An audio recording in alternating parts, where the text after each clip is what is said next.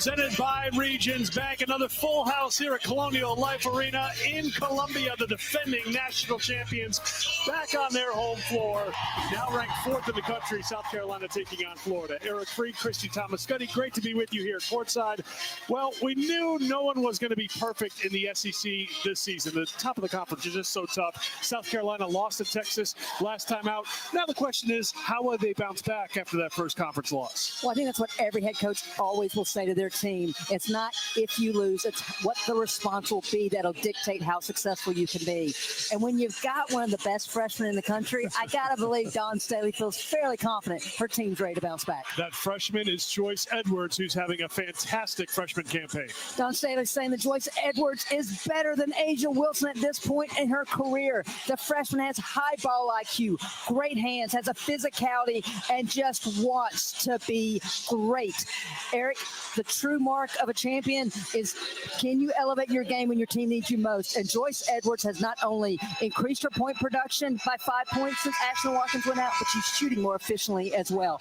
And for the Gators, they're led by another freshman. Liv McGill can slice and dice in the full court and in the half court. The key for Florida is the transition game, and that's why Liv McGill is so important, because when Florida is at their best, they're not having to set up in the half court. They're scoring early, they're scoring often in the transition fast break. McGill leading Florida in scoring and in assists. The Gators coming off a loss to Alabama last Thursday, so they've had some time to get some work in preparing for this matchup inside Colonial Life Arena. But I don't know if there's really a way you prepare for this before the opening tip.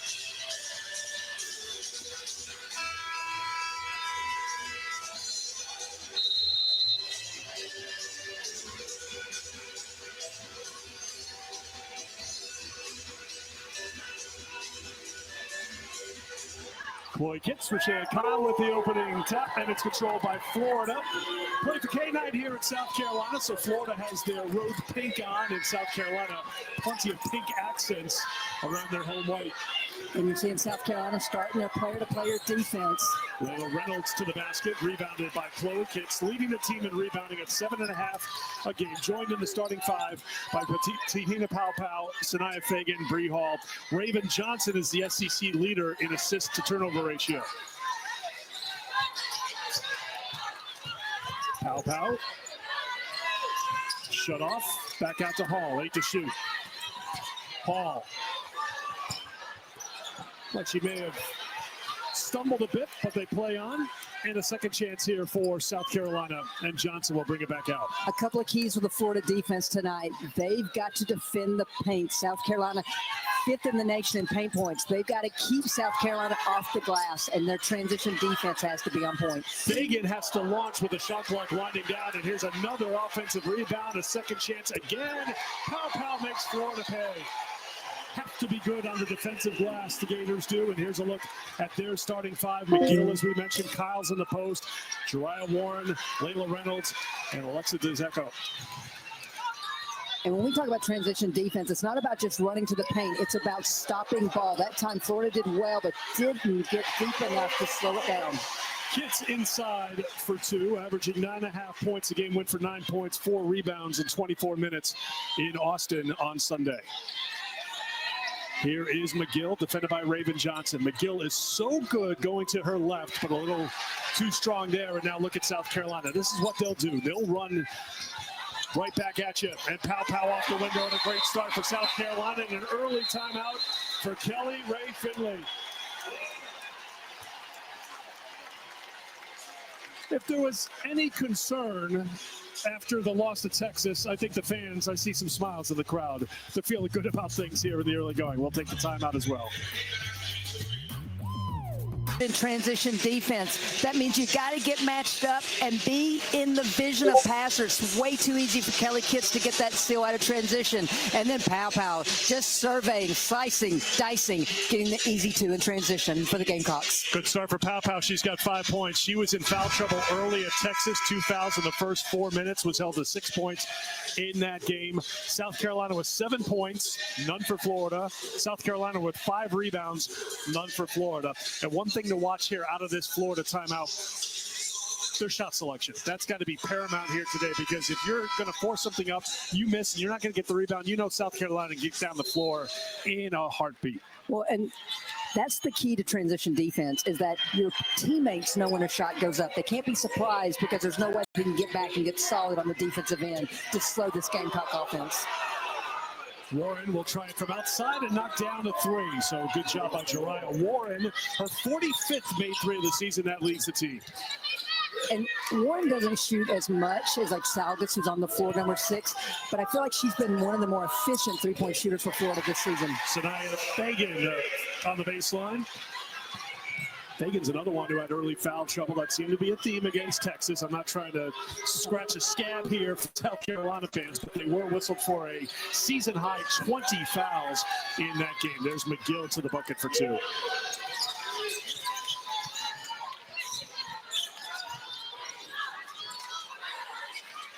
And you see Kyle playing off Fagan. This is where Fagan is so good in terms of seeing the floor and dictating the offense. Fagan from Pow Pow for 2. South Carolina's made their last 5 field goal attempts. Here's Reynolds through the hands of Salgas, tracks it down before it heads out of bounds. And you see Florida in this dribble drive offense, just trying to let their young players create off the bounce. Extra pass, wide open 3, much better from Florida. Salgas knocks it down. Kenza, the grad student from France, in her 2nd season with the Gators, her 31st made 3 this year. Kelly Ray Finley has to be pleased with how her team has responded out of that timeout.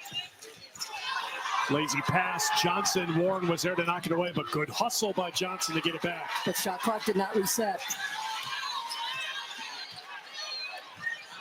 Some experience on that South Carolina bench, and the shot clock reset. Now the officials are going to stop play here to see where the shot clock should be. So Kelly Ray Finley, I tried my best to suggest the name Eric for her boy to be born in April. But partner, she shot you down. Oh my gosh, it turns out Grandpa to be is named Eric, so I never had a chance. But Kelly Ray looking good, feeling good, and hoping that her team can hang with Dawn Staley's club. Dawn now in her 17th season, 70 consecutive wins on their home floor. So one long streak ended by Texas. That was 57 consecutive regular season wins in the SEC. But they still got that home winning streak that they'd like to extend to 71 before a certain matchup coming on Sunday against Connecticut. Foul on Florida. You just saw a post-to-post screen on the ball, and that's one thing with Fagan and Kitts. They do so well, put so much pressure on a defense. It's something to watch as this game progresses. Can Kyle get out and defend around the perimeter off the bounce? Kyle's first foul.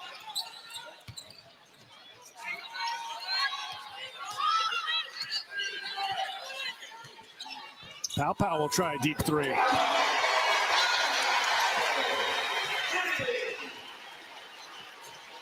Already more points than she had against Texas. This is a South Carolina team that was 5 of 19 on threes against the Longhorns. Bree Hall with the rebound. Reynolds trying to slow her down. And it's subtle, but Reynolds picking up ball slowed that transition enough, because Pow Pow was open on the wing there initially. Fagan found Hall, couldn't find the basket. Kitts gets another rebound. That's Raven Johnson inside. More offensive rebounds, more second chance opportunities, and another conversion for South Carolina, up by 9. Fagan gets called for the foul on Kyle. So the rebounding numbers, 8-0 in favor of South Carolina. Already 4 offensive boards for the Gamecocks. Well, Chloe Kitts already has 3 offensive rebounds herself. Raven Johnson, though, the point guard, getting on the glass, kicking it out to Pow Pow. Pow Pow's 2 threes already in this game are coming on second chance opportunities. Mylasia Full-Wiley into the game for South Carolina, along with Tessa Johnson and Joyce Edwards. Christy talked about her at the top of the telecast. She comes off the bench, and she's guarding Alexi Gassett, who's on the floor for the first time for Florida. 3-second call against Florida there.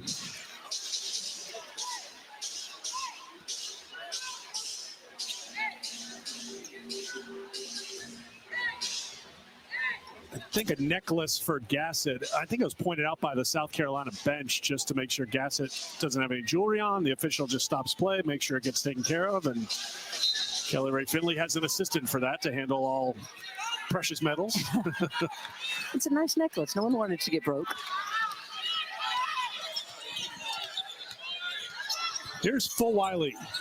ISO for her to go one-on-one from the elbow. Little shake and bake, won't drop. Edwards knocked it out of bounds, and it's Florida basketball. Full Wiley had 13 points, 3 assists, no turnovers, 3 steals. She was certainly a bright spot for South Carolina against Texas. I wanted to see what your thoughts were of South Carolina, because we saw Texas against Vanderbilt in the game before, and you just had that feeling. Texas was ready to play, tie up, we'll give it to South Carolina. Texas was focused. They were building to that South Carolina moment. They had a great crowd. They had great energy. And South Carolina didn't play their best, yet they had a shot to tie it in the final seconds of the game. I go back to the meeting here in January where both teams sped one another up. The way it translated for South Carolina was turnovers. The way it translated for Texas was a lot of missed gimmies. You go to Austin, both teams know one another, but Texas's defense truly disrupted the Gamecocks offense. That's why the first couple of possessions, already the pace and tempo, the ball reversal has already been better than what we saw on Sunday. Kitts gets called with a foul on McGill, and that will send the freshman to the free throw line.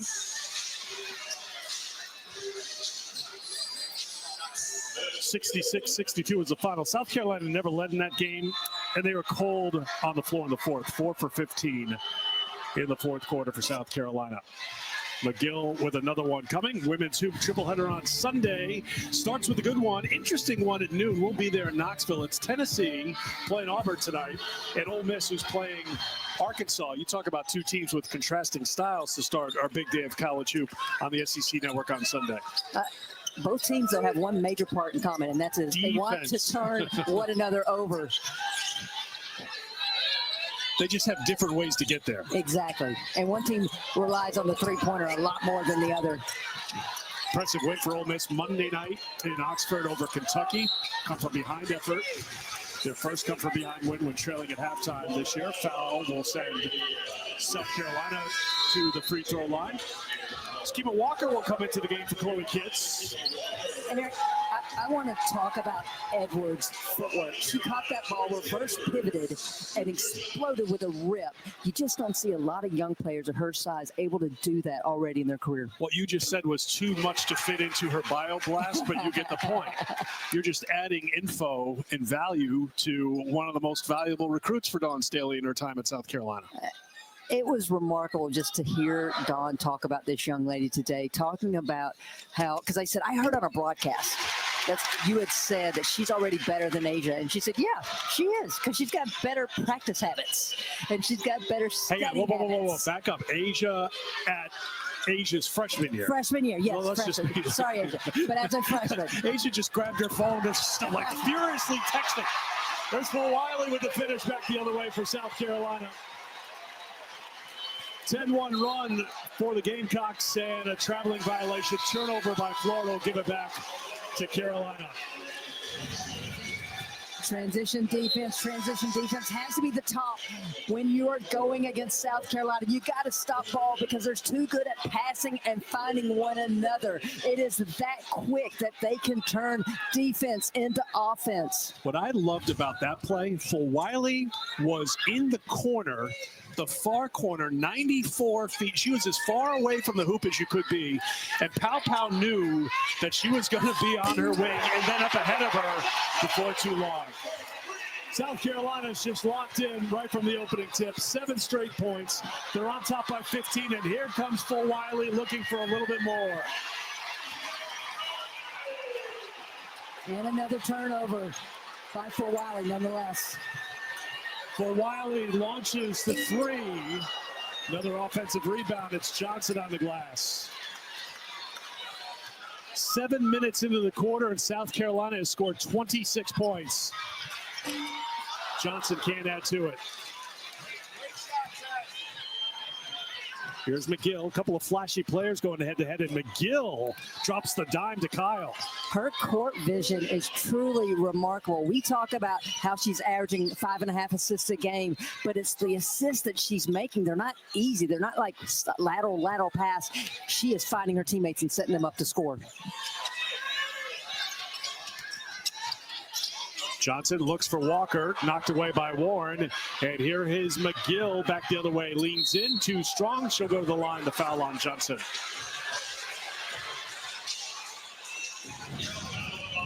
Well, Florida switched up the defenses, and then the extra pass by South Carolina, Raven Johnson wide open, and then we've seen this time and time again in the last 2 years. Malaysia Fulwiley getting out in transition. Pick your guard for South Carolina that could get in transition and finish in transition. Johnson and Fulwiley. We got Raven, we got Fulwiley, we got Tessa, we got Pau. We got Maddie McDaniel, who we haven't seen yet here tonight as well. McGill went for a team high 22 and added 6 assists against Alabama last Thursday. That was a game. Florida has had a lot of moments this year, Christy, where they've been in the fight for a long time, and then you look up, and at the end, they lost that game by 18. And it's just trying to stretch out those good moments for Kelly Rae Finley to last longer and longer as the game goes along. Well, I attribute it to youth. I thought they played so hard against Alabama. They just couldn't make the shot that they needed to at crunch times. And Alabama, Aaliyah Nye went off from deep. And then they just will play hard, but the talk is not always there on defense. And so there's a breakdown here, a breakdown there, allowing easy scoring opportunities for their opponent. Edwards to the basket for 2. Yara O'Neal, the freshman, is on the floor now for Florida. Good shooter. Reynolds with the floater, short. Raven Johnson with the rebound. Head up, thrown up to Fulwiley. Fulwiley inside Edwards. Good block by Gassett, but sticking in with it is Edwards. If you're South Carolina, you've got to be pleased because they're not consistently making first shots, but they are working to get position, working to get the second chance opportunities. O'Neal off the mark, tap to Fulwiley, and look who's running. It's Edwards. Couldn't get the finish, but she was fouled. And a trip to the free throw line coming for Joyce Edwards. That's one thing. We just joked a moment ago about the guards getting up the floor quickly. The bigs can get to the basket quickly for South Carolina. But Edwards uses her body so well to protect. Long first step, explosive. And Eric, this is something we're seeing consistently the last couple of games is the rim running of Joyce Edwards. This time it's going to lead her and allow her to get to the free throw line. Fulwiley to the bench. We asked Dawn Staley today, which player, if you could pick one, has just scratched the surface, has the farthest to go between where she is now and her ceiling? And the answer was Joyce Edwards, which is frightening when you think about how polished she already looks as a freshman. Coaches everywhere, that was Eric Freed's PSA to you of look out for Joyce Edwards. I'm here to help. I'm just trying to let you know, but... And Dawn referenced that she does everything well, not just in a basketball sense, in a life sense. And the joy that she brings to the game is something that Dawn loves as well. There's Hall on the run. What a quarter for South Carolina. Everyone's had a hand in this big lead. Final minute, they've got 34 points on the board. Well, it's when South Carolina's at their best, everyone does have their hand in the pot. They're all making plays in a different manner. They'll stay with Florida with 16 on the shot clock. Ernie Kindred is back on the floor. Is on the floor, by the way, for the first time for Florida.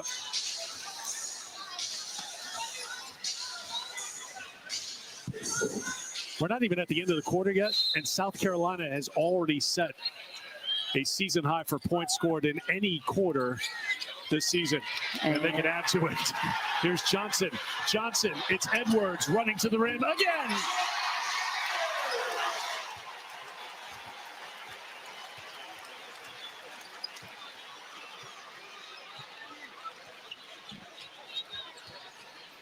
It's important 13 seconds for Florida. Get a good shot. And let that game clock wind down so South Carolina doesn't have a chance to get any more points. Dzeko comes through with a good shot. That ends the run for South Carolina, but 36-15 after one here in Columbia. You mentioned the most points by South Carolina. Joyce Edwards already with 10 in the corner, rim running at its best.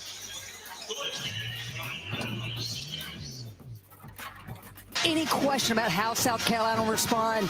Tahina Paopao, the senior, said, "I got this, coach." She started off in transition, slicing and dicing when the defense wasn't set, and then off of offensive rebounds has consistently relocated to present herself for good looks. Transition three, the pull-up, and then once again, offensive rebound, repositions, easy find for Raven Johnson. Tahina Paopao has 11 points, but Eric also 3 assists and 2 rebounds in 1 quarter of action. Grad students' numbers in SEC play, 9 points a game, 32% from the three-point line. So that's brought down her overall numbers a little bit. Remember, last year she led Division I in three-point shooting at 47%, but she has played so many games, so many important games at Oregon and at South Carolina that you just feel like that's the kind of player like, oh, where's that switch I got to flip because we're getting to crunch time, February, March, April. I take it that Tahina's the type of young woman that Don doesn't have to tell her. She knows. She's got so much experience. This is a 4-time all-conference selection, both Pac-12 as well as SEC. She knows what this team needs. In and out from McGill. Fagan got bumped by Gassett, who's there to help her up after the contact. And that's going to be 2 on Gassett.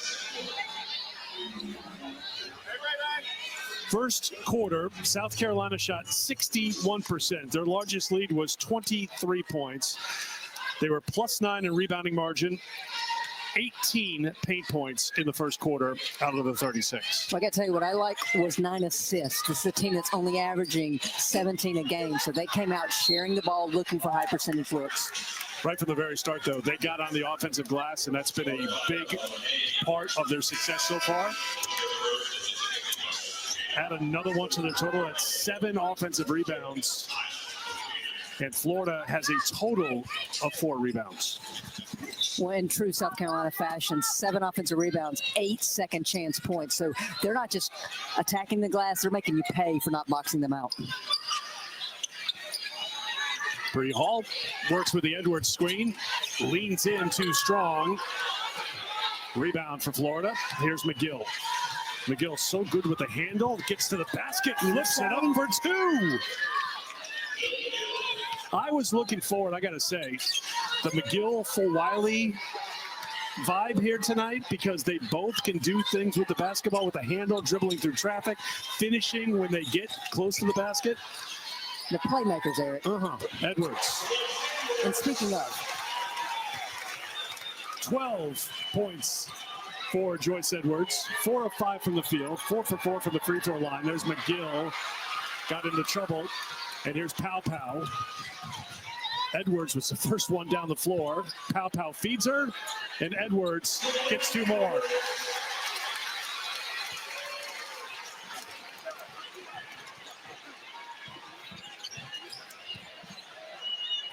Paopao there defensively, batted out of bounds. Last touch by Fagan. A couple of great freshmen on the floor here tonight. Liv McGill for Florida. And at half court, she started sizing up where the defenses were, and she took it across to attack Edwards in transition. And then on the other end, Joyce Edwards was like, hey, let's talk about this freshman. I'm going to show you a little range as well.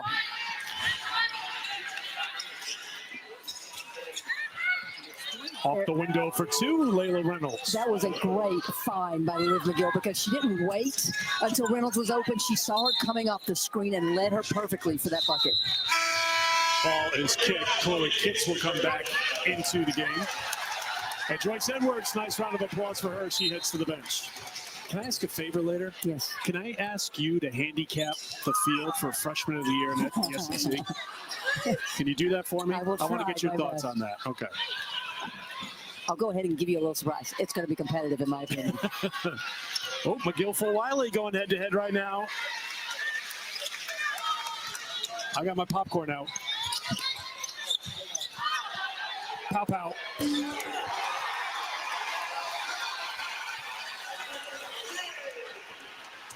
Reynolds tries to answer back the other way. Full Wiley was there defensively, and here comes Malaysia. And this time it's Chloe Pitts rim running. Drop it back to Hall. Hall for three. Batted out of bounds. Reynolds tried to save it, could not. It'll be South Carolina basketball.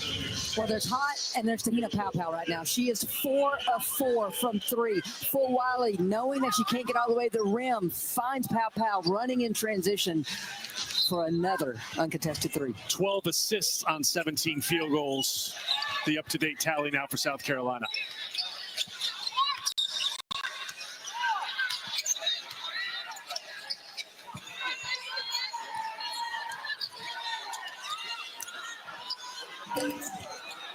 Nice Good rebound by O'Neal. Saugus. Kyle will try it from outside. Not her spot, but there's O'Neal fighting inside, and Miara the and one. Well, when Kyle comes out of the paint like that, that brings a big for South Carolina out. So O'Neal was one-on-one there against Kitts and just powers it up through the contact.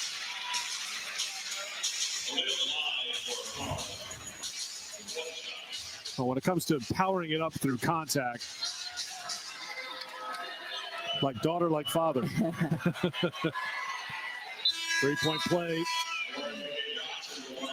for Miara, who went for 19 2 games ago against Arkansas, so she can get it going. Really good from outside the 3-point line in that game. She was 4 for 5. She heads to the bench here in the second quarter. And Maddie McDaniel, the freshman for South Carolina, on the floor now. I mean, you got 4 different players on the floor for South Carolina that could run point.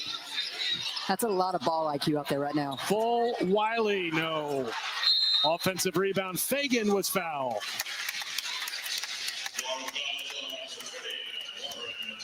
The 9th offensive rebound for South Carolina already in this game. As a team, of course, South Carolina's played a crazy hard schedule. They're +4 on the season in rebounding margin. But that number's gone up in SEC play, although they were -7 against Texas. Big part of that win for the Longhorns. Fagan makes the first. 4 men's hoops games on Saturday on the SEC Network. It all starts with a rematch. 5th-ranked Tennessee hosting Vandy, 1 Eastern time. Of course, Vandy won in Nashville, 76-75 in front of a sellout crowd at Memorial back on January 18th. So look for that one on Saturday. Kindred off for Warren. Does that go? Can't get the 3. Powell's got the rebound. Fagan, how many point guards did you say were on the floor right now? Sanaya Fagan says I'm the 5th. I thought she was going to go coast to coast. She should have. For Wiley, no. And Kyle pulls it down for Florida.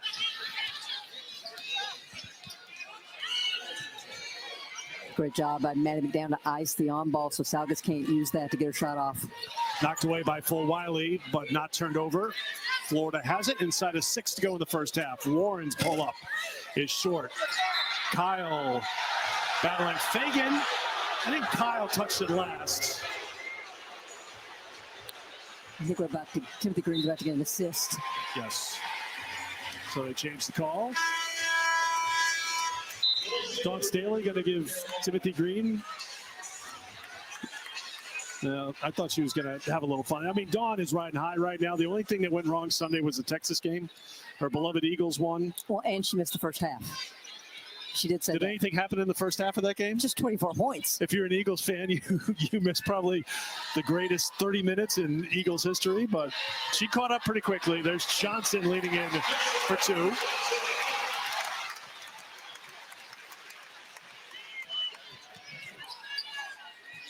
Kindred broken up by Edwards.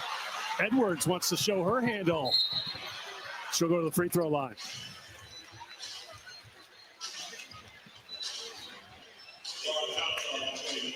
Eric, you mentioned earlier about how there have been great spurts by Florida this season, but one thing that keeps creeping its ugly head in losses are their turnovers. Already in this game now, they're up to 9 turnovers. We're not even at the halftime. And just like we just saw, that turnover is allowing other teams to get out in transition. Yeah, and it's hurt them in some SEC games. I think back to the 29 turnovers against Ole Miss. You just talked about Ole Miss a few minutes ago, how they like to turn teams over, but it led to 42 points off of those 29 turnovers. Those are self-inflicted wounds that have really hurt the Gators in SEC play. You see the comparison, wins versus losses, and how the turnovers have impacted it. And when you turn it over, it's multifaceted because, one, you're not scoring, but it's then allowing teams to get out and run and get easy scoring opportunities against you. For Wiley with the dish to Edwards, contested shot off the mark. McGill back to Warren. Inside of 5 to go here in the second quarter. Edwards with the rebound to McDaniel. McDaniel for Wiley. For Wiley, that won't drop. You sounded disappointed, like you just assumed it would. Kick to the corner, picked up by Reynolds. McGill will launch and put down a 3. One thing we have seen about Florida, though, they will not stop playing. They have played hard throughout the season. But a big hill to climb here tonight. It is a young team, but a team that believes in their head coach, plays hard. They'll go through their roles, but they will respond. That one won't drop. South Carolina's had at least a half dozen shots from quick recall and memory here that have looked like they were on the way down, but did not drop. O'Neal back on the floor. In fact, South Carolina is 4 for 14 from the field here in the second quarter. Well, O'Neal had Maddie McDaniel on here. She should have posted up. Warren knocks it down. Warren's been really good in this first half. A couple of steals, allowed them to get out in transition, a couple of buckets in the half court. South Carolina has missed 7 of their last 8 field goal attempts. They've only outscored Florida by 1 here in this quarter. McDaniel needs help. For Wiley on the turnaround, that one will drop.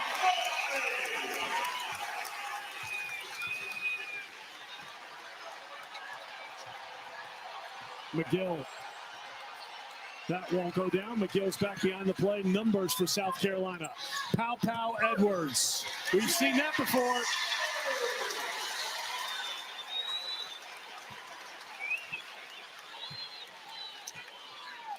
$18 points in the first half for Joyce Edwards. 21 is her career best game against Alabama.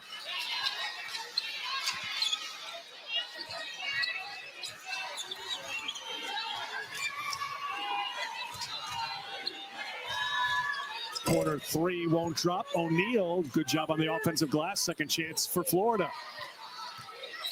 Gassett leans inside. That won't fall. And a timeout is going to be called by South Carolina. Kitts and Johnson and Hall have been waiting patiently at the scores table. I think Dawn wanted to get them into the game. South Carolina on the run. Joyce Edwards, big first half for Carolina.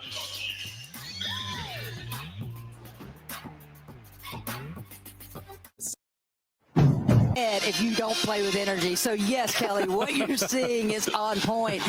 But you guys hit it on the head. This is a program that responds. And Dawn Staley reiterated today, it'll be good for us. We'll learn from it. And I said, when will you know if you learn from it? She said, April. We'll know in April. She was quick with that answer, too. You see the game summary so far, 36 in the quarter. The season high for points in the first half is 53. So they're there right now with 2:33 to go in the second quarter. That early season loss to UCLA, we asked what they learned from that game. What did you take away from what Dawn had to say about the lessons learned from a UCLA team that's, by the way, still number 1 and taking on USC later on tonight? Well, I said it. Dawn reaffirmed it. It was good for us. She said, players just think it's that easy to repeat. And this is the one thing I will say to any fan out there. Winning is hard. Winning back-to-back national championships is beat hard because everybody's going to give you their best shot. So when we talk about the streaks that South Carolina's on, it's more of my tipping the hat to Dawn Staley and the rest of her coaching staff. Three-pointer, Tessa Johnson. And Eric, one other thing about the UCLA loss, when I asked Dawn about that back in December, she said we learned some things analytically. We knew we needed to play with greater tempo. We needed more ball reversal. We needed more paint points. And so I said, was there anything from this loss? And she said, Texas just took us out of everything we wanted to do. That UCLA game as well, that meant they would not have the third straight undefeated regular season. Another three-pointer for South Carolina. So it wasn't going to come easy. You needed to say, look, this is a different season, a different team. What did they do after that loss to UCLA that ended their 43-game winning streak? They went on a 32-0 run in a 30-point win over Iowa State. This team knows how to respond. And the studio lady said it. There was no doubt they would. But something to watch for South Carolina, and this is why early they were on the glass. In their 2 losses this season, they were -7 in the rebounding battle. In the wins this year, +9. Rebound by Gassett. 1 minute to go in the opening half.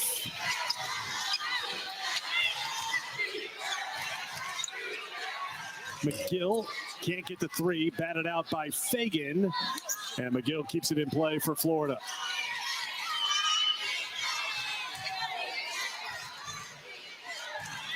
Keep an eye on O'Neal. She's knocked down a couple of threes. Can they get her another look here? Reynolds on the drive, rejected by Fagan, and a foul is called on Sanaya Fagan. I think Dawn Staley's having a little PTSD from Sunday because Fagan thought she had it clean. Dawn Staley immediately jumped up and felt like that was a clean block.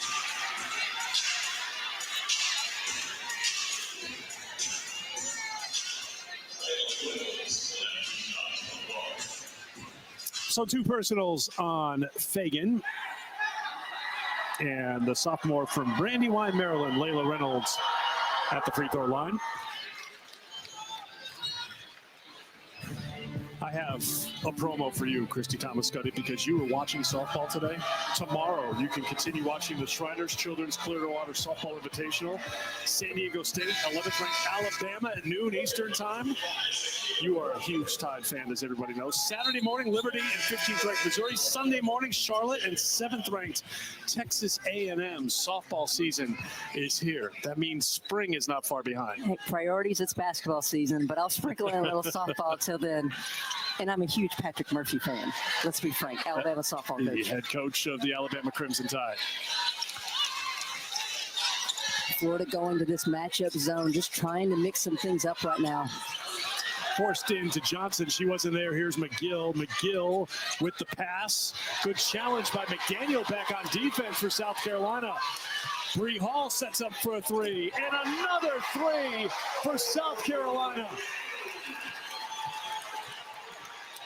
McGill launches, can't answer with a three of her own. The Gamecocks 8 of 12 on three-pointers in the first half, helping them to a season best 62 points in the first half.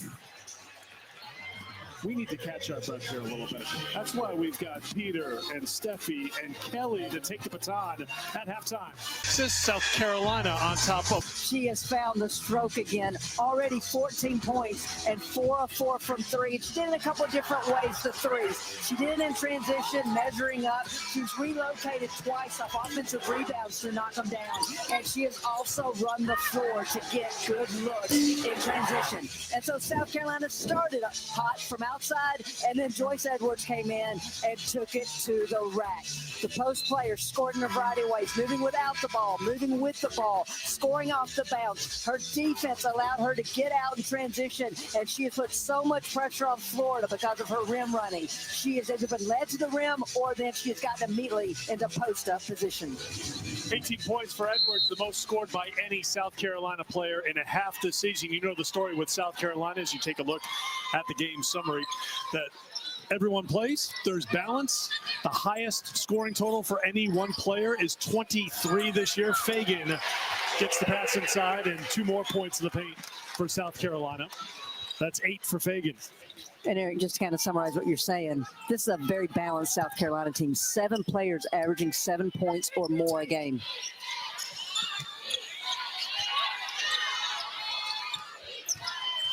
Liv McGill led the way for Florida in the first half, 10 points. It was on 3 of 13 shooting, however. Tough shot for McGill. She was fouled and a trip to the free throw line coming for the freshman. One thing I'd like to see from Florida is, as much as they want to push and transition, is more pace in the half-court offense so that the weak side defense of South Carolina can't stand there and clog up dribble penetration lanes. See the scoring totals, or the scoring leaders, more accurately, for the Gators, who averaged 73 points a game. This is a team that is offense first. That they can go, they want to run, they want to put points on the board, but they're running up against a South Carolina team that leads the SEC in field goal percentage defense. McGill off the mark, and Kitts has the rebound. Edwards with the 18. Pow got things going in the first quarter. Finished with 14 in the first half. Fagan touched it last. Turnover, South Carolina. That's their fourth. Fagan with that bucket here in the second half, giving her 8. And Eric, what's remarkable about the 18 points by Joyce Edwards is she did that in 10 minutes of action. That's pretty efficient.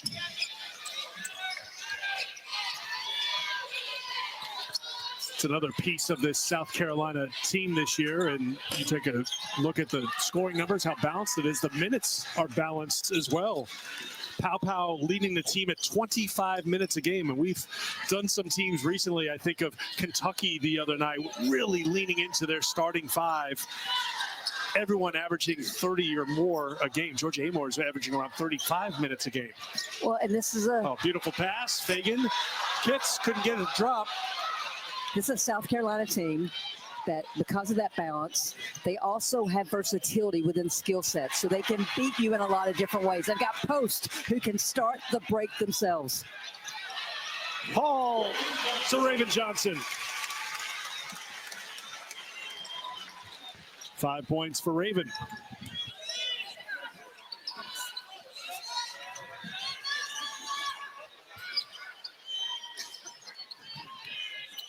Reynolds, defended by Johnson.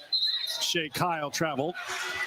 Turnover number 11 for Florida. Eric, to my point earlier about moving with more pace for Florida, Kyle caught that ball, and there were 4 white jerseys with at least a foot in the paint because everyone else is kind of standing around. They've got to get more pace in the half-court offense.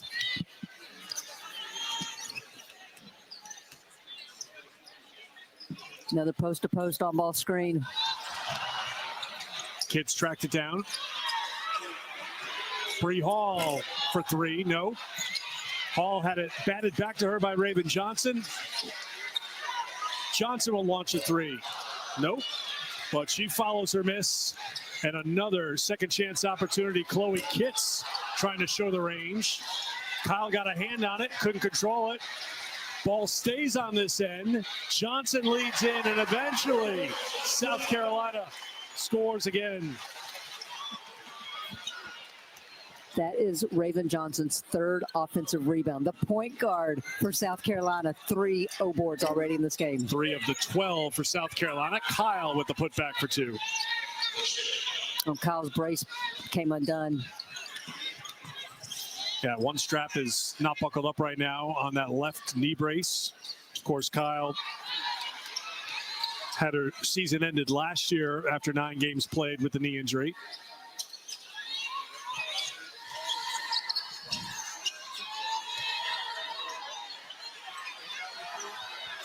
Four on the shot clock. Pow takes a peek. Pow shut off. And it's going to be a stop for Florida. Kyle, when she scored on the other end, looked to the official asking for timeout, wanting to tighten the knee brace back up because South Carolina already had the ball. They couldn't stop play. Very fortunate that nothing happened on that possession for Florida. That's one where, if Florida, they'd have to give a foul just to stop play if they recognized it.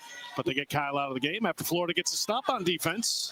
Well, and Jariah Warren, it was a great rotation as Pow put the ball on the floor.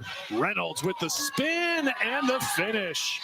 Beautifully done by Layla Reynolds. Her first points of the second half. She's got 6. And that's when Layla Reynolds is at her best, when she can get downhill off the bounce. Has that beautiful just turnaround jumper there around the rim. And a 3-second violation. Kitts got caught in the lane.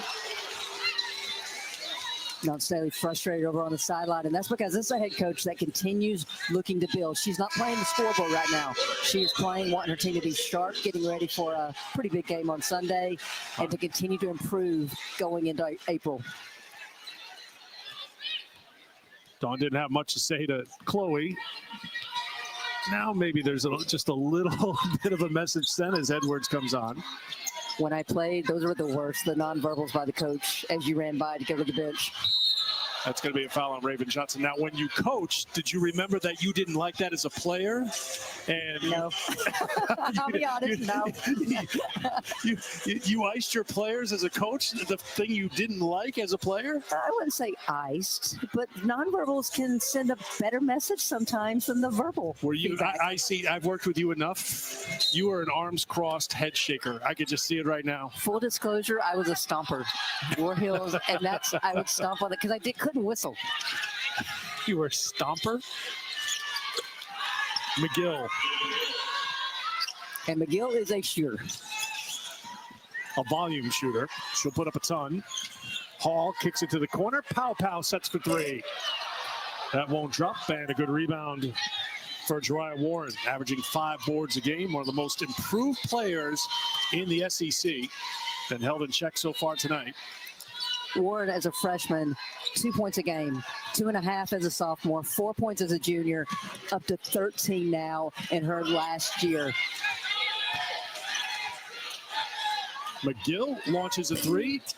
There's Gassett on the offensive glass. Second chance here for Florida. Kick back out. Saugus off the mark. Another rebound for McGill. I didn't think that touched the rim, but they got a new shot clock.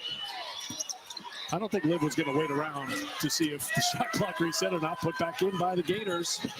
They have outscored South Carolina here in this third quarter. It's an 8-0 run for Florida.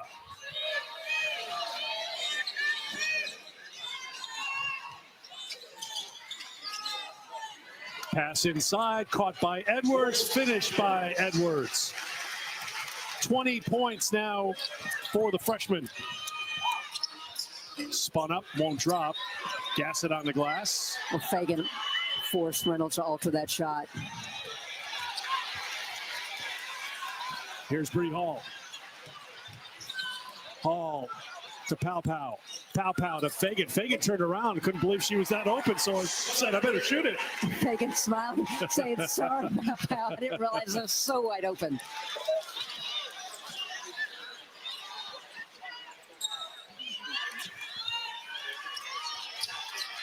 Eric, South Carolina already up to 20 assists in this game. Reynolds, challenge shot, won't drop. Raven Johnson gets tangled up with McGill, and a foul is called. That'll get us to a media timeout with 3:29 to go in the third quarter. No, it hasn't been perfect for South Carolina here in the third quarter, and no more silent treatment. Dawn talking to Chloe Kitts. I don't know if Chloe's hearing it, but you better listen to Dawn Staley. It's the Hall of Famer.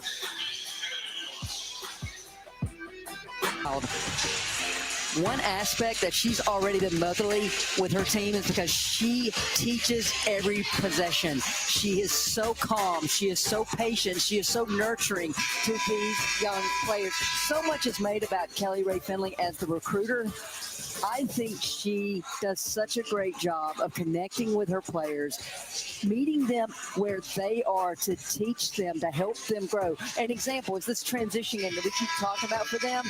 She really focused on that to make things easier for Liv McGill and the rest of the team, to let them be their true selves on the court. How important is it to just stay positive as well with young players? You look at the scoreboard. You can look at the scoreboard. I think the first message to me, don't look at the scoreboard. Look at the opportunity. You're playing in front of 16,000 people. Find something to build on, and just keeping that positive message going. And that is Kelly Rae Finley in a nutshell. She always knows how to motivate her team, and positive motivation.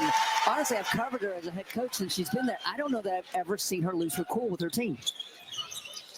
She's not a stomper. She's not a stomper, and that's why Kelly Rae's more successful as a head coach. Maddie McDaniel with a nice feed to Joyce Edwards, and then Kyle on the other end, and one. So Edwards now with 22 points. And that is a new career high for Joyce, over the 20-point mark for the third time in her young career. And then the veteran Kyle on the other end, a chance for three-point play. Well, for Joyce Edwards, her last two games have been single-digit performances. And I asked Dawn Staley about that today. I said, has Joyce hit the proverbial freshman wall? And she said, honestly, it's more about me and some of the decisions I've made in terms of usage and whatnot. And so Joyce Edwards is definitely saying to me, there is no freshman wall. I'm that good. You see what's coming next for South Carolina, taking on UConn in a showdown on ABC, 1 o'clock on Sunday. We'll be taking a closer look at that matchup in the fourth quarter. Walker off the mark, and here is Florida back the other way with Reynolds. Reynolds, good strong take for two.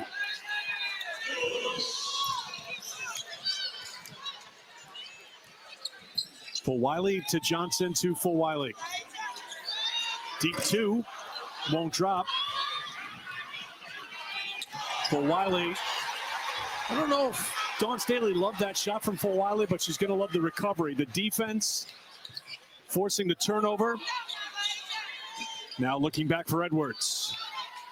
Edwards on the handoff. Fulwiley drew contact, they play on. Tip back out to Reynolds. Out by O'Neal there. I want to see Reynolds look to get to the rim more in transition. 36% of her points on the season are in transition, and she's really been bottled up for the most part here this evening. Trying to post up on McDaniel. Skip pass. Salgas sets for three. And Edwards has the rebound. Up for McDaniel. McDaniel feeds Edwards, who got it back and put it in for two more. 24, that's the highest total for any South Carolina player this season. Joyce Edwards has done it tonight, and we still have time to go in the third quarter.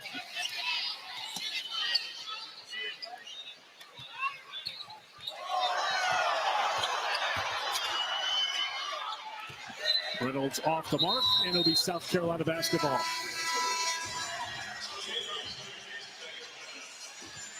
Kits back on. Walker will check out for South Carolina.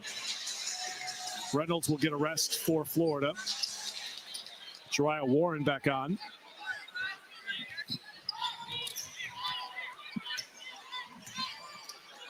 McDaniel at the point. Missed about 3 weeks of time. Had a concussion, really set her back. Almost to the point where feels like she's in the early part of her season instead of February right now, like there was a reset. Edwards just trying to show the complete game, but can't knock down the jumper. Well, Maddie McDaniel missed the first couple of games of the season, lower body issue, came back, but Dawn Staley said even during that time, she was able to sit on the sideline and learn from Pow and Raven Johnson.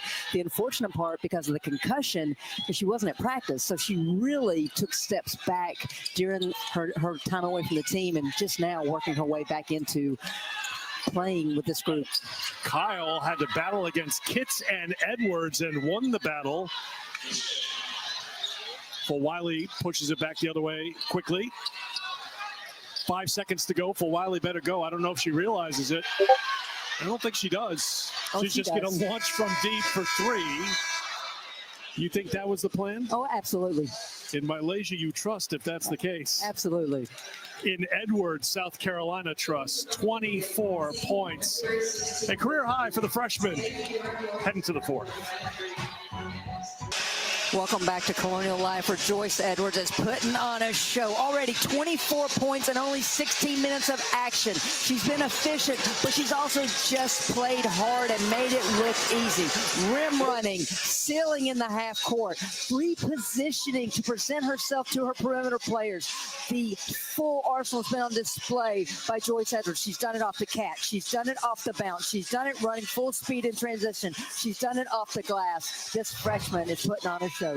See the numbers, and we talked earlier about what we asked Dawn Staley about the player who still has the farthest to go to reach her ceiling. We Joyce Edwards is that player. Dawn took it a step further. She thinks that Joyce can be the best player in college basketball, which I thought was a pretty bold statement when you think about the talent of college basketball. But who am I to question Dawn Staley, because she's had a couple of the best players in college basketball here in Columbia.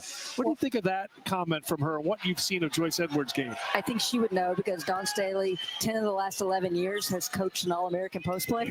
Yep. And so I do believe, based on the body control, the body, her work ethic, I don't think there's any reason that we should dispute what Dawn is saying. Salgas drains a three. It was a good third quarter for Florida. They outscored South Carolina 16-14. They get the first points of the fourth quarter. And we talked about it with this Gators team. They will not stop fighting and working. That's been their MO this season. And their second halves have been better for the most part during the SEC play, responding and making the necessary adjustments at halftime. Edwards with the spin, couldn't get it to drop. A rare miss for the freshman who hustles back on defense. Kindred was fouled on the drive. Edwards frustrated with herself. Well, Salgas just missed leading Dzeko to the rim. If she could have put that on the money, that could have been an easy layup for Dzeko, but great job at Kindred with that secondary break.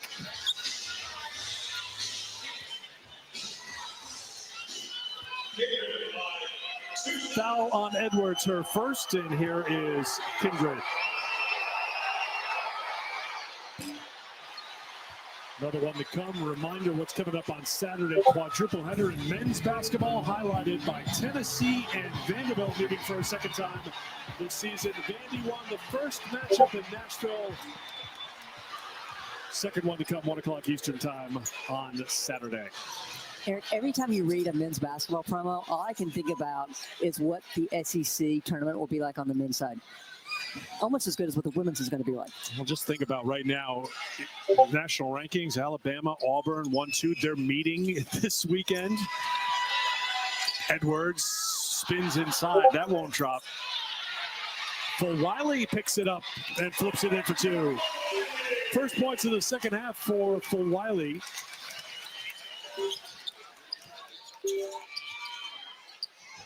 I mean, anywhere you look, every sport in the SEC, it just seems like it just means more. Top five. Well, you should write that down. Top five is just packed with SEC teams, and a foul is going to be called. As a matter of fact, you saw this week. Pregnant pause, building up the drama. I'm just going to call this the ultimate flex by the SEC. We'll get to it. As we're waiting for it. We'll get to it. They're just building the drama, building the anticipation.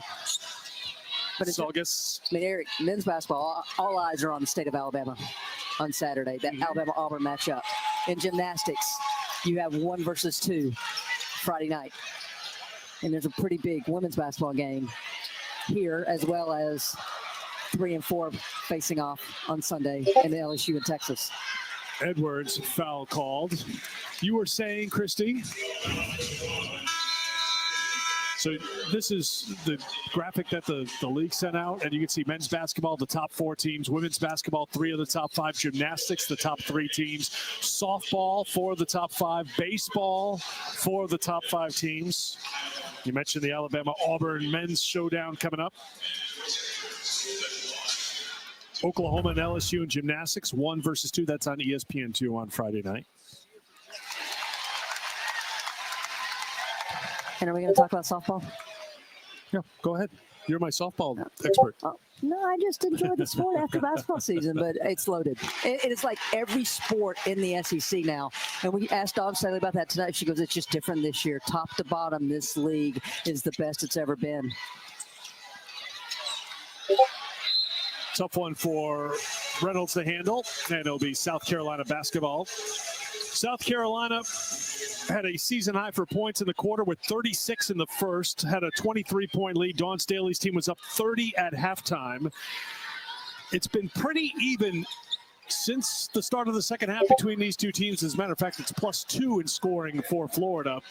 But South Carolina's been in control since that dominating first quarter. And speaking of dominating, it's been a dominating performance for freshman Joyce Edwards. 28 points on 10 of 17 shooting. Well, credit Chloe Kitts with that pass. Put it exactly where she needed to so Joyce Edwards could turn and score. And Eric, the difference right now is South Carolina will run plays, but they're going to take what the defense gives you. What I see in Florida in this youth is they are running plays, but they're not taking what the defense gives them. They're not leading their teammates right to the rim when some of those opportunities have presented themselves. 5th rebound for Edwards. Kitts all alone underneath, and Warren comes in to give the foul to prevent the bucket. Well, Joyce Edwards is working, but she sees that the defender's on high side, so she asked for the ball low side. Kitts sees that before Edwards even says it to put the ball right on the money for that lead pass into. So you know how averages work, right? You pointed out she was averaging 7.5 points a game in the previous 2 games. So if you go 15 plus 28, that gives you 43. Now divide that by 3. And what's her scoring average now in the last 3 games? Are you trying to do the new math? Yeah. I think you're old enough to do the old math. About 13, right? 14.3, which would be just above her season average. So things tend to work out, and they have worked out well for Joyce Edwards tonight. Although Kyle got on the other side, and McDaniel thought she had the block.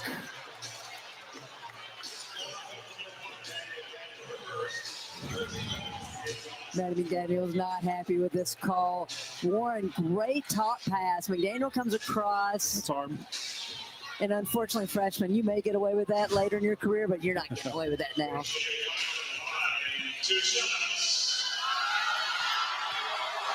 So Kyle at the free throw line.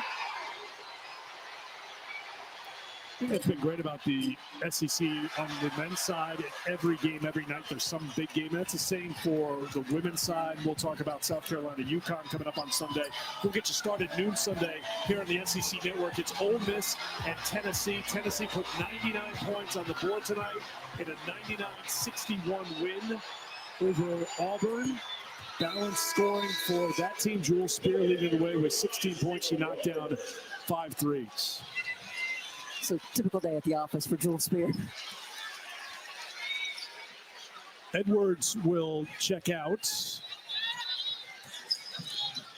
Little coaching before she sits down from Dawn Staley. 3-pointer too strong and picked up by Florida's Warren. Back for McGill. McGill has an opening. She'll take it. Nice read by McGill. Didn't settle for the 3, but didn't over-penetrate there. Finished with that nice soft runner.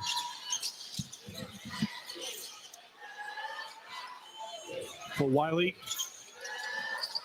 Johnson, McDaniel, open 3. Walker on the inside. Count it, and the foul.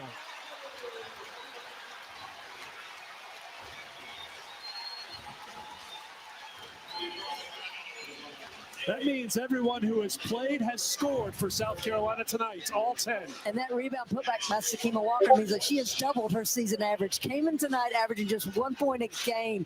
Great positioning for that O board and finishes.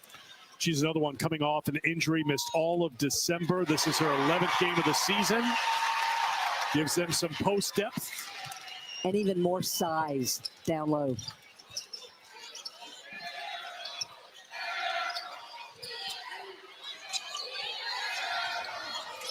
Reynolds, inside of 6 minutes to play. Walker and Kyle are battling down low.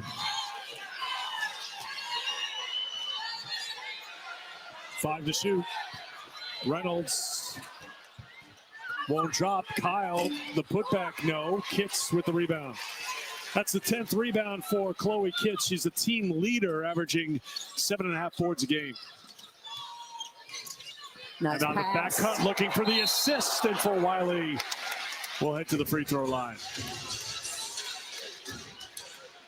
I think this is an underrated part of Chloe Kitts' game. Is just her passing ability, just off the bounce, doesn't gather, right off the bounce, flip of the wrist. Just unfortunate for Wiley, couldn't finish. Mind you, she had an arm across her face, but still. You see Chloe, unfortunately, we have to wait until next year for the Kitts Sisters Showdown. Kylie, the freshman for Florida, on the bench. There's Dad, Jason.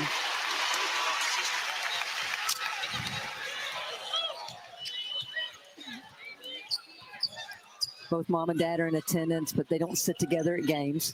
Here's McGill. McGill a little too strong. Kyle was fouled. We had a chance to talk to both Kitts sisters because, you know, I'm looking to stir the pot a little bit. What were those driveway showdowns like?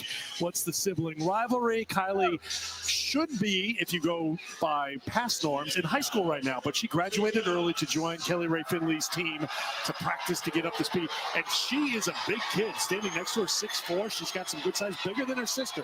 Well, I said, what's the difference? She goes, I can hold on to my weight, unlike my sister, because that's one thing about Chloe Kitts' game. We've talked about her in the weight room, even on game days, trying to maintain her strength throughout a season. And Kylie was like, I don't have that issue. I did ask her, how would you defend your sister? She had a quick answer. She was ready. She had thought about it. I'd play off of her. I'm the better shooter. So next year, it'll be the Kitts Showdown when Florida and South Carolina plays. Right now, Kitts piling up the assists, the dish to Walker. And I was told that Mom's already working on a sweatshirt, half South Carolina, half Florida, I would hope for so. next year. Yeah, I mean, you can't. You've got to have the half South Carolina, half Florida. Whistle will get us to a timeout with 4:43 to go in the fourth quarter. South Carolina in control. SEC Women's Basketball is presented by Regions Bank. Official Network Basketball presented by Regions Bank. It's South Carolina and Florida right now. Coming up next for South Carolina, 1 o'clock Sunday. Game day will get things started 2 hours before UConn and South Carolina. That's a lot of hype. And it is going to be well worth it. LSU, Texas, game 2 of the doubleheader. So it should be a great day of basketball as UConn comes to town for a matchup. Huskies are 7th ranked in the country. Last year, South Carolina won by 18. They've won the last 4 in the series. They never trailed last year. Pow had a good game. 21 points, 5 threes. AZ Fudd trying to get on track. She was really good last night and went against St. John's for UConn. Went for a career high 34. How do you think the matchup's going to play out here on Sunday, Christy? As we've seen with UConn with a short bench, there's just no margin of error. So Fudd as well as Beckers obviously have to come up big. I think it's going to come down to paint points, though. What I think is going to be a great thing to watch in there, and they'll talk about it during game day, and Ryan and Rebecca will have you covered when the game starts. The freshman matchup, Sarah Strong has had a great freshman season for Connecticut. We've talked about Joyce Edwards. Edwards tonight with 28 points. It's the most points ever for a South Carolina freshman in an SEC game and the most for a freshman since 2009. So that Edwards Strong showdown with the freshmen should be great to watch as well. And I'm still going to go back to, I think it's going to come down to the paint points. We know how South Carolina likes to play inside out. I will be really eager to see the UConn defensive game plan against the South Carolina. You wonder how much he might take, Gino that is, might take from that Texas game and try to apply it. I think someone told Chloe Kitts that her sister said she can't make threes. And out of that timeout, Chloe Kitts tried to make a 3. And her sister's smiling on the bench right now because it didn't drop down. Well, I'll say this much in Chloe's defense. In her last 5 games, she's shooting 75% from 3. So big sister's got a little bit of something to say here. Phil Fallon Reynolds. You know, we were talking about freshmen. I wanted to know and have you handicap the freshman of the year race in the SEC. How do you think this is going to unfold? These are your candidates right here. Well, you've got the walking bucket in Michaela Blakes. Put 43 points up at Florida. 53. 53, excuse me. Okay. Sorry, Michaela. You deserve every one of those points. Joyce Edwards has just been so consistent for South Carolina. Liv McGill, you've seen the moments of brilliance here tonight. And then Chinu from Ole Miss. Those are my top 4 right now. I think depends on who's voting, but most people go for points, and I think that's where Blakes has the nod over even Edwards. I think coaches may look at it a little bit differently. I could see Joyce Edwards getting the nod from coaches. Really? because I think what you look at when you're a coach, it's the all-around aspect of a game. I think if Blake sustains this for a period of time, if she's a 20-point scorer from now till when the votes are turned in, and Vandy is in the mix, trying to be in the top half of the standings, they've lost their last 2 games, trying to get back on track. I think it would be hard not to give it to Blake's because she's had that kind of impact on the team, but she hasn't been the only impact player. Camille Pierre's been outstanding for Vanderbilt as well. And let me be clear, I love Michaela Blake's game. What she is doing as a freshman, the decisions that she's making, how she's scoring has been really fun to watch this season. I think one of your points here as well is it's not just, oh, it's got to be Blake's. It's like, well, look at the full body work that Edwards has done. Look at the impact McGill has had for Florida. Like, you can look at that, and I think those are 4 players who are going to be on the all-freshman team without question. Well, and here's the bottom line. The true winners here are the fans, because we get 3 more years with these young ladies. This ceiling is just so high for all 4 of them. Miriam Dowda on the floor for South Carolina, gets the rebound, second chance here. Now, Eric, I do think 6th player of the year should be Edwards, without a doubt. But Wiley has to launch with 2 on the shot clock. Dowda fighting for it and taken away by the Gators. I think she has helped her candidacy for that award quite well here tonight. 28 points for Joyce Edwards coming off the bench. 10 of 17 shooting, 8 for 8 from the free throw line. Do you have candidates for this? Oh my gosh, you came prepared today. I feel like I should do it like, you know, the Academy Award MC. And the nominees for 6th Woman of the Year in the SEC, Kaylin Gilbert has had some big buckets for LSU, game winners for the Tigers this year. And I know you were impressed by Jordan Lee. She's been an impact player for Texas on the defensive end as well. I mean, I've watched a lot of film on Jordan Lee, but to see Jordan Lee in person was even more, I was just wowed by her. Her upside is great because, I mean, 2-way player, great defensive, as we saw on Sunday against South Carolina, and also the best 3-point shooter for Texas. But I've also seen a lot of Joyce Edwards, and to me, she'd get my vote. I don't get a vote, but she'd get my vote. Crowd is disappointed, of course. There was Poultry on the line if there was back-to-back missed free throws. Well, it's been the 3rd time that Florida's missed the first one, but then made the second one.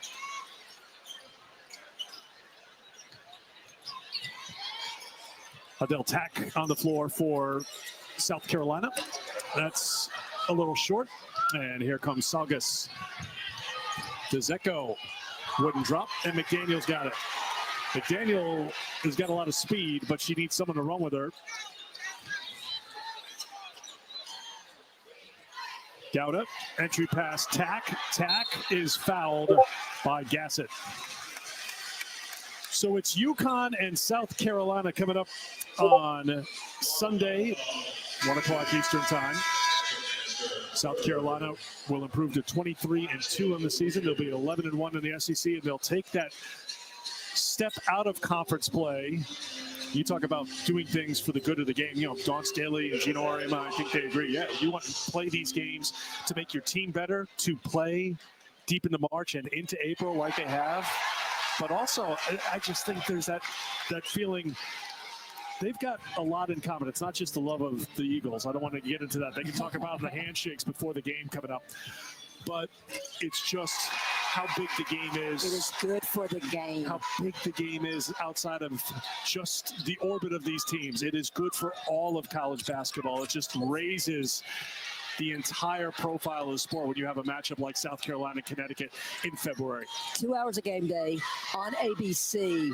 That's exposure for women's basketball at the highest level. That's why I will always support coaches who schedule and play tough competition, because it only elevates your own team as well as our game as a whole. Tack working hard with 2 minutes to go. Teammates love it. She's going to go to the free throw line.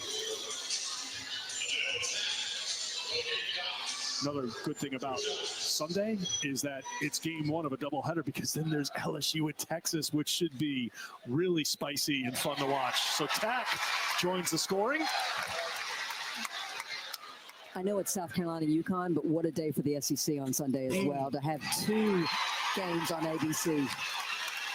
So that's 11 different scores. If Dowda can get on the stat sheet, that would cover everybody who's played for South Carolina, everybody who's dressed. Of course, Ashlyn Watkins out for the rest of the season after knee surgery. So we'll have a chance here to get Dowda involved with 1:47 to go.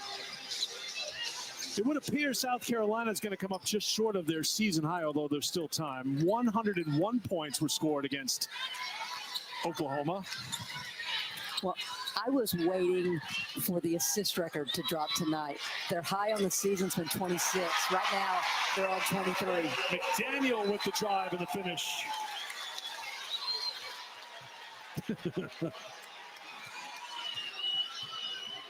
Can you tell the upperclassmen love Maddie McDaniel? They all stood up, holding the and one up there for her. Kyle gets it to roll over the rim and in. Chance for a 3-point play for Shea Kyle. And Kyle's had a good second half. Only 2 points in the first half. Now up to 13 in this game. Chance to add to it at the free throw line. McGill with 15 to lead Florida in scoring. Next up for the Gators, they'll host Mississippi State on Sunday. Then they'll be at Texas A&M. Their final 3 games of the regular season: Tennessee, Oklahoma, Texas. Eric, we've done enough SEC games this year to where we feel like we say something like that about ranked opponent, ranked opponent, ranked opponent every night when we're talking about someone's upcoming schedule. Davian Mandudi Ambagaga with the basket for Florida. And on the other end, South Carolina adds to their total. Maybe they will get to 101 tonight. Chance for a 3-point play. The ability to create one-on-one. Malaysia Fawali has it in spades. She's got explosiveness, she's got shiftiness with the body as well as the ball.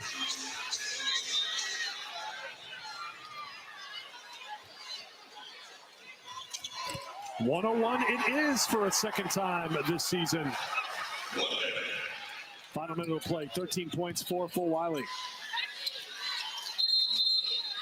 And a timeout being called here by Florida to make a substitution, but that is a media timeout. And we'll take it as well with 54.3 to go here in Columbia.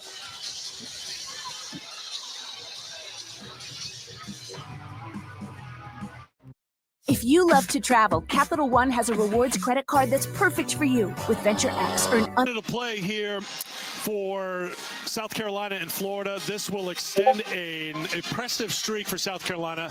It means they'll go 204 games without a losing streak. They haven't had back-to-back losses since 2019.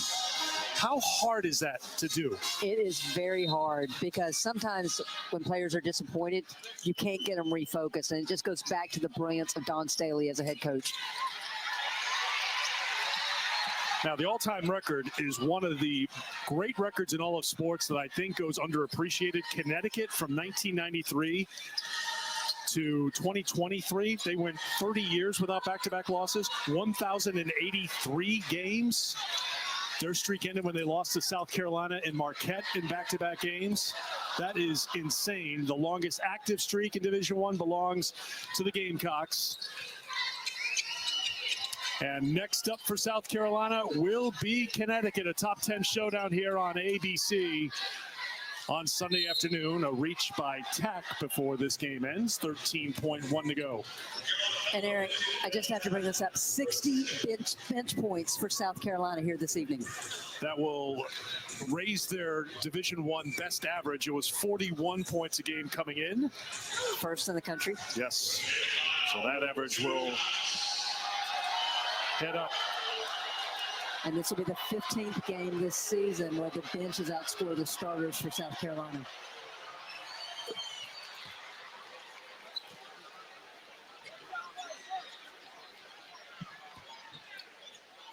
This is game 1 of our doubleheader. After us, Mississippi State in Vanderbilt. Studio will keep you company.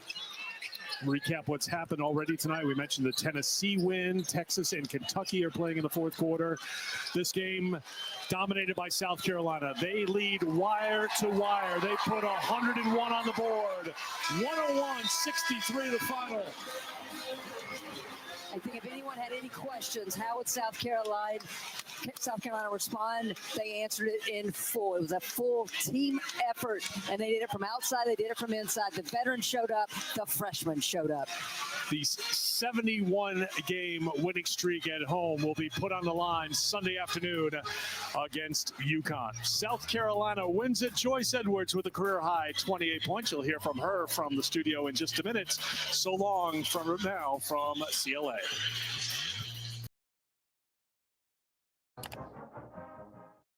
Joyce, you were out there and kind of running the floor a lot more than we've normally seen you do. Was that something that Dawn put in for just this game? Is that something that you guys have been working on for a while? No, not necessarily. I mean, Coach always emphasizes running the floor and running in transition. But I feel like today, Florida was a little slower getting back, so we were able to exploit that, and we got them, we got them to turn over the ball, so we was able to run in transition that way as well. I know obviously you guys know you're coming off a loss, but how does that change the practice, the preparation, maybe the way you guys start a game? Because, after both losses this year, you guys have come out with, pretty fiery first quarters. Yeah, man, a loss really makes you lock in. I feel like the word after that loss was toughness. You don't really know how tough you are until, you get punched down. So we just got back up, and you've seen it. On this side, Pete?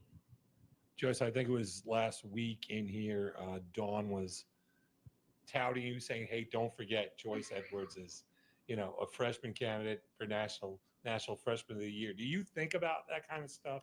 And do you see, hey, it might be possible with the way I'm playing? No, I don't necessarily look at that at all. I take it game by game. I feel like I really focus on what's right in front of me and where my feet is. And I don't look, too much in the bigger picture because, you can get lost a little bit. But I just go out there and play my game every day.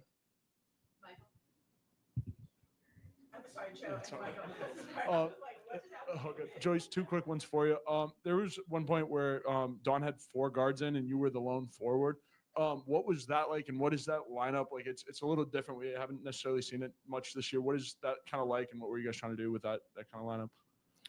Well, they went 4 guards, so coach was just kind of trying to match that. But we've seen that a little bit in Texas. We had to go 4 guards, so I feel like coach just wanted us to get like exposure to it, just play with it. So yeah. And then my second one, this big offensive outpouring comes a game before UConn. How ready are you guys for the Huskies? I mean, well, we start preparing tomorrow. We took the same amount of time in Florida that we are in UConn, so we wasn't looking ahead too quickly. But we understand UConn's a big game, and we're going to prepare. We're going to be a little more serious because, it's a big matchup. So we're going to go out there and execute. Joyce, kind of to that point, after the loss to Texas, Powell came up to us and said that it was going to be scary for the next couple of teams that you guys play. Obviously, you scored 101 tonight. How do you make sure you carry that into a game against UConn? Just not pressing, playing us. I feel like Texas, we weren't really us. Florida, today we were us. Sunday, hopefully we're us. Just giving what the defense gives us, not trying to press for points, just play solid. That's right. Joyce, the other day, Coach was saying she was really looking forward to you turning the page after Sunday, and she said that's really what great players do. First question would be, how do you think you showed that you can turn the page with a career high tonight, and what was kind of your focus going into trying to accomplish turning the page like that? Yeah, you take it game by game. Obviously Texas was, a little rough, but you watch film and you learn from it. In every situation you learn, and I feel like that's what I did today. Just coming out and executing, learning from what I did from Texas. I'm just slowing down a little bit, but that was really it. I feel like that loss kind of opened my eyes to what I needed to do more. And yeah, just learning and executing. You've been open with us that you don't necessarily look at kind of your stats. You said that you look at things you do wrong. That said, Sunday also features Sarah Strong, who was ranked #1 in your class, and you were ranked #3, I guess. A lot of the talk will obviously be about Paige, Powell, stuff like that, but it's 2 of the nation's best freshmen, I guess. Have you given any of that thought? And if so, kind of how does it feel to share the court with somebody who's also dominating in their respective conference? Yeah, me and Sarah go way back since middle school, so hopefully it's not going to be any different. We just go out there, we compete, and then off the court, we know we're going to be friends, we're going to hug. But yeah, just going out there and competing, at the end of the day, we both want to win. It's about who wants it more, so we just lock in on winning. No problem. Don, the four guard lineup again shows, but Joyce is in there, and obviously she's getting turnovers, running the floor. Was that something that y'all wanted to do specifically for this game, or just hey, let's put Joyce out there and see how it works? No, I mean foul trouble made us do it, and I mean it might be a lineup we have to utilize if teams are going to go small on us. So we might as well get a little bit of practice in it, and we only utilized it today because of Fagan and Chloe's foul trouble. Pau said after Texas that she needed to be a better leader. I was just wondering if you could provide some insight about kind of her leadership style, maybe if it looked any different in the last couple of days. And I guess, are there any aspects of the game on or off the court that you tend to lean on her for? I think Pau's a winner. Pau wants to win. And her time here in South Carolina, she's only lost 2 games, and they surely didn't feel good. So I think this is her last go around, and she wants to make sure that she's giving it her all. She's giving this team what it needs when it needs it. No, I didn't. I don't. I mean, she said it as part of when you decompress and you just kind of break down what happened in the game, and she feels like her leadership is needed. I felt like her scoring was needed, just her giving her some easy looks, getting the ball to go down, and I thought she shook off some stuff because she got a couple of threes to go down, and it was good for that to happen. So along with her wanting to be a better leader and giving our team what it needs. Staying on the topic of Pau, she opened the scoring for the game and then either scored or assisted on 12 of the next 14 points. How much does her performing well alter the flow and pace of the offense? She's an elevator. Like, she elevates our team. When Pau hits a 3, it seems to kind of allow all of us to excel because she's been that potent for us from an offensive standpoint. And we almost, in the Texas game, we were just kind of willing her shots to go in because we know what that means. And she's a playmaker. She's one that we want the ball in her hands. We want her coming off screens. We want her playmaking for us, along with putting the ball in the hole, especially outside of 3, but just also facilitating. So, Pau became, Pau just took more of an effort to play make today, and we need that. This is twice now with Iowa State, and tonight you come out of a loss with maybe one of your better first quarters the whole season. Is it just as simple as a loss gets you refocused, or something else that goes into responding to a loss the way you guys have both times? I don't know. I told somebody this earlier. We win and we lose at the time that we need to. Like, simply.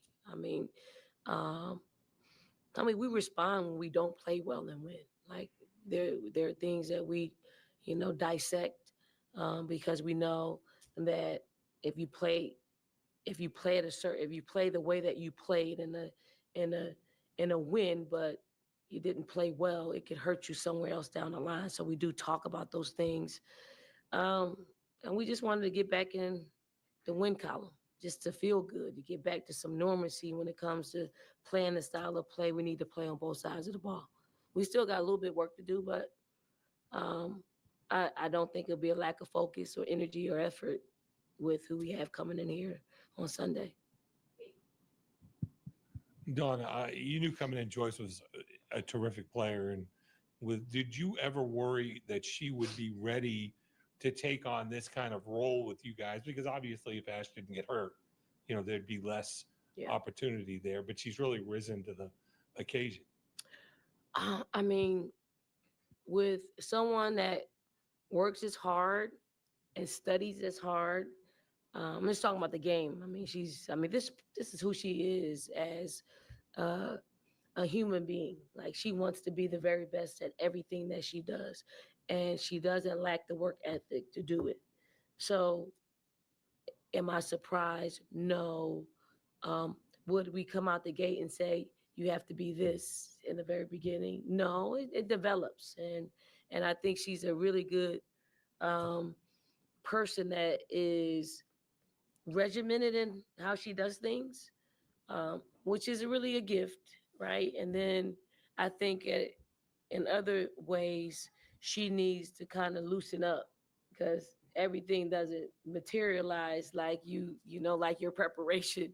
So she's gotta be in all places and just kind of, you know, improve in those areas in the game. Like, she'll know what her defender's doing or her players doing on either side of the ball, and if they decided not to be there or go there, Joyce is still gonna be in her spot where she looked at it and she saw it.